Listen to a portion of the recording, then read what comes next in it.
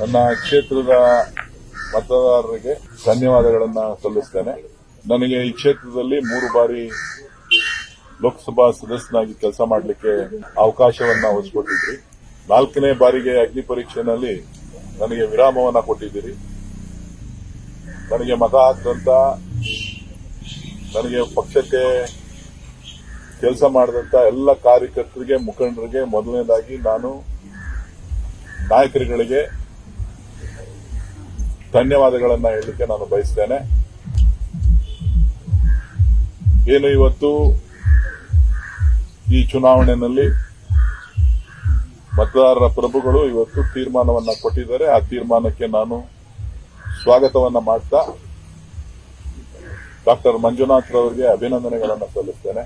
ಇವತ್ತು ಕನ್ನಡಿಗರ ಧ್ವನಿಯಾಗಿ ಕೆಲಸ ಮಾಡುವಂತ ನಿಟ್ಟಿನಲ್ಲಿ ಕ್ಷೇತ್ರದ ಅಭಿವೃದ್ಧಿಗೆ ಏನು ಕೆಲಸ ಮಾಡಿದ್ದೇನೆ, ಸೊ ಅದರ ಗಮನದಲ್ಲಿಟ್ಕೊಂಡು ಜನ ಹೊಸ ನಾಯಕತ್ವಕ್ಕೆ ಅವಕಾಶ ಕೊಟ್ಟಿದ್ದಾರೆ.